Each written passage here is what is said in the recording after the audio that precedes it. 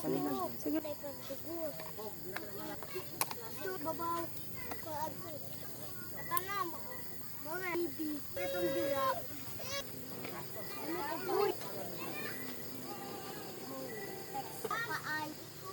Bagobo.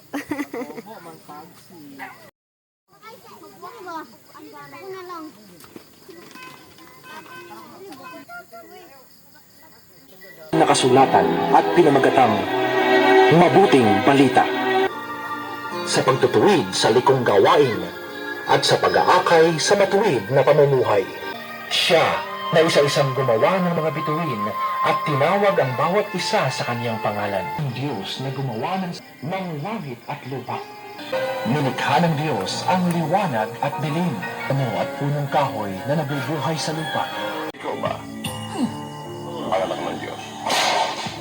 Sinabi mo ako nga.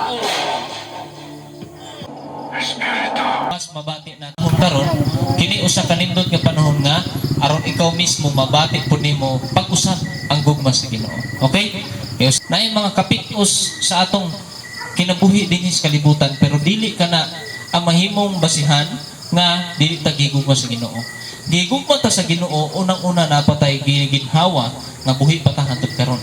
Ikaduha, buhi ta nga mismo kanunay nagahatag ang Dios og grasya panalangin. Ana, nagundang batag palit og bugas? Wala, di ba? Sa dihang ni mahal ang bugas, nagundang batag palit og bugas? Wala. Sa dihang ni mahal ang karne, nagundang batag palit og karne, isda? Wala.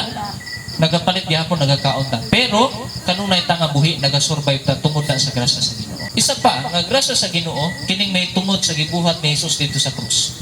Well, kanatong tanan nasayod naman punta sa kamatuoran o nadunggan na po nato sa tanan mismo, radyo, TV, bisan man gani sa mga simbahan dinis kalibutan.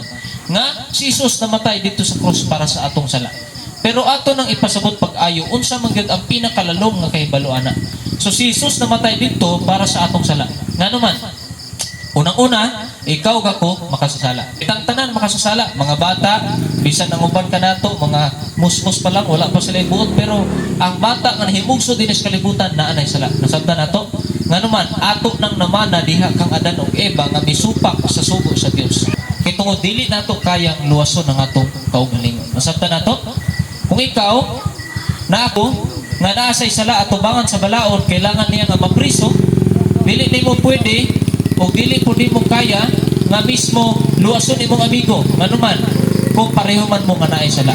So but pasabot kitang tanan makasasala dili nato kayang luwason itong paglingon. Ikaduha, maliban na kailangan ta luwason sa Ginoo kay tungod na nato. So karon gusto nimo mabag-o, unang-una gusto nimo mabag-o imong destinasyon nga imbes sa impyerno ka sa langit na, kailangan nimo si Jesus. Gusto ba nimo nga mabag-o pud ang imong kinabuhi nga ikaw mismo mabag-o nga kung unsa man ang dili maayo sa imuha karon mahimo nang maayo, kailangan nimo si Jesus. Gusto ba nimo nga mabag-o imong pamilya? Magsugod na nimo, dili sugod sa imong pamilya, magsugod sa imuha aron bag-ohon ka sa Ginoo ug mabag-o pod imong pamilya. Okay.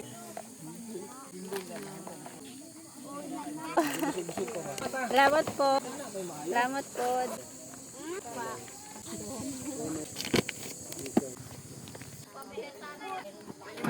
Yan ay. Nasa amin, Nay. Salamat po. Ano ba yan?